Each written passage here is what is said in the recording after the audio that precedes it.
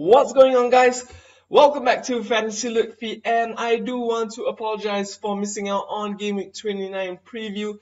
This was because I had no internet connection at home, and therefore I wasn't able to access the Fantasy Premier League website and ultimately not be able to record anything via my laptop. So I do apologize for that, and I hope it does not happen again.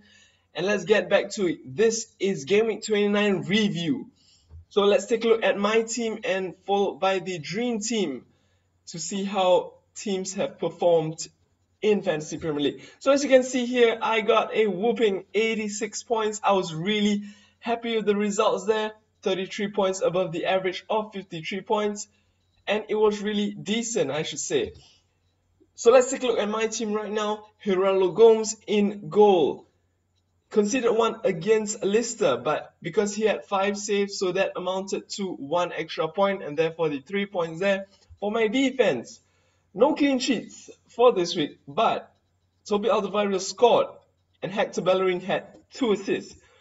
And Philip Walshite wasn't actually in my team, it was actually Matt Targett, but due to the fact that Targett did not feature in Southampton's match, the automatic substitution took place, and therefore Walshite, who conceded 1 against Chelsea, was in my team. So overall, pretty decent due to the fact that Alderweireld scored and also Bellerin had 2 assists. Let's move on now to my midfielders. Gylfi Sigurdsson was the new addition into my team, and he scored 1 goal and got the 3 bonus points for Swansea, and that is great stuff because I swapped him out for Wes Hoolahan, who wasn't actually doing anything for me in my team.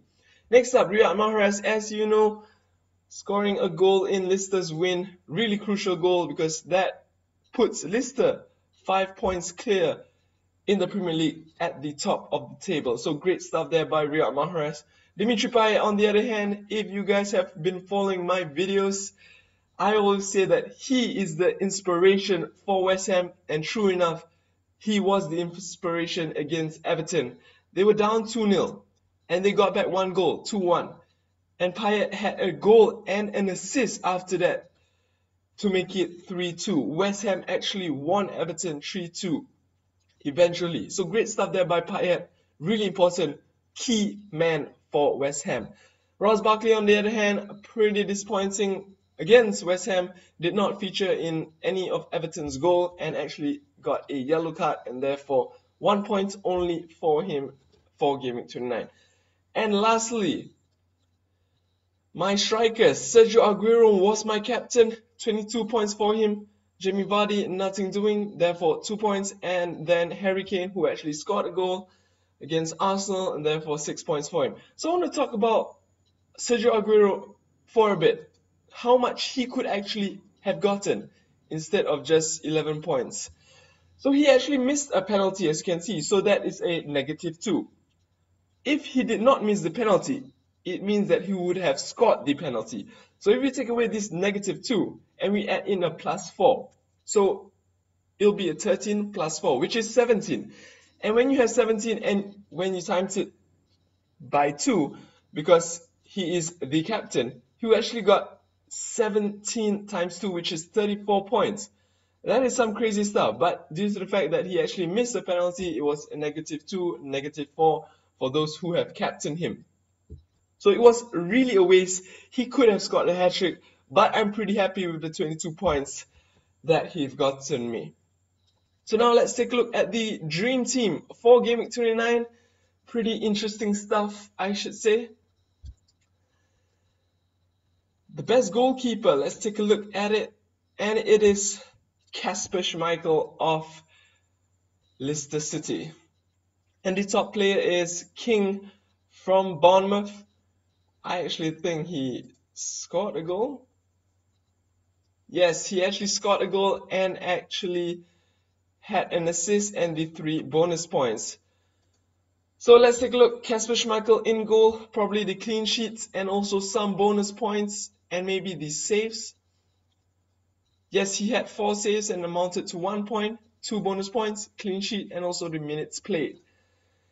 So Ashley Williams, Virgil van Dijk, and Hector Bellerin all getting 9 points there. Joshua King, Dimitri Payet, Riyad Mahrez, Gylfi Sigurdsson, Yaya Toure makes up the midfield. Pretty low scoring as compared to when you see the 13 points, 16 points in the Dream Team. So not so much points here in Gameweek 29's Dream Team. And obviously the strikers will be Sergio Aguero and Diouf. I actually have no idea. Oh, this guy, the Stoke player, scored 1 goal and got the 3 bonus points. So great stuff there by Biram Diouf. So let's take a look at the results right now of Gameweek 29 and really run through quickly how the results have gone through and also how they have affected the table. So Spurs and Arsenal 2-2. Pretty disappointing for Arsenal as they can't close up the gap with Leicester, but it was a positive side for Spurs as they got a point, better than none.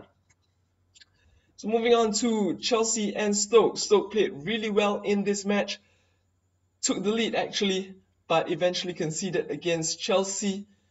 And I think that it is great results for them because against Chelsea, they managed to get a draw instead of a loss. Everton and West Ham winning 3-2 at Goodison Park. Everton were leading 2-0 and they had Kevin Mirallas sent off. And that is when the comeback started for West Ham, getting up 2-1 before Dimitri Payet inspired the other 2 goals, 1 assist, 1 goal, making it 3-2. Great stuff there by West Ham. And Man City taking on Aston Villa at home. Sergio Aguero with 2 goals, Yaya Toure with 1, and also Raheem Sterling with the other. Well, you could have seen that coming against Aston Villa. Bournemouth taking on Newcastle at St James's Park. Bournemouth actually scoring 3, and Newcastle were unable to respond much as they only scored 1 goal. So pretty disappointing there for Newcastle. They still need to fight for relegation to not be relegated this season. Next up, Sunderland and Southampton. A little heartbreak there for Sunderland because they actually were leading 1-0 for most part of the game. But late on, Virgil van Dijk actually stole a goal and therefore split the points between the 2 teams. Swansea and Norwich. Well, Swansea pretty strong there. Gylfi Sigurdsson, key player for Swansea for the past few games. He was really involved in goals and assists. Therefore, now Swansea are pretty safe, sitting up there just above the relegation zone, but Norwich is still in trouble. Watford and Leicester. Leicester getting the 1 point, but 1 point. The 1 goal, but it was enough to get the 3 points to have a 5-point gap at the top of the Premier League table. So great stuff there by Leicester's team. Claudio Ranieri, credits to him, credits to Riyad Mahrez, Jamie Vardy, and the whole team because the whole team has come together. Every player has a role to play in Leicester's matches. Next up, Crystal Palace losing 2-1 to Liverpool at home. This was pretty disappointing because I was watching this match and Palace were the better team in the first half. They actually scored the goal first, leading 1-0. But sadly, as the match progressed, Firmino was able to score an equalizer, and that somehow was a turning point. They were really heartbroken by that goal, and eventually they conceded a penalty, which Christian Benteke scored. Really disappointing there for Crystal Palace. Lastly, West Bromwich Albion taking on Manchester United at home. They actually won 1-0. Juan Mata got sent off for a second yellow card. Lots of controversy there. Lots of people saying that Mata did not deserve to get sent off. Well, I don't know about that, but ultimately West Brom's defense proved key in not letting Manchester United score. So great stuff there by West Brom, and they scored just enough to get the 3 points against Manchester United. So let's take a look at the Premier League table really quickly. Leicester sitting at the top with 60 points. Tottenham Hotspurs 55 points, 5 points behind them. Arsenal 3 points behind them. at 52. Manchester City 50 points. Well, Manchester United actually failed to get the 3 points so that they can actually be on level points with Manchester City. But because of that, now West Ham are above them at 5th with 49 points. United at 6th with 47 points. Liverpool just 3 points behind Manchester United, but they have a game in hand, so they can go level on points with them when they play their postponed games. Now let's take a look at the bottom part of the table. Crystal Palace at 33, Swansea at 33. So these two teams are pretty safe, I should say, alongside with Bournemouth. But Sunderland, Norwich, Newcastle, they still have something to fight for this season, and I hope that they do give their all in the remaining games.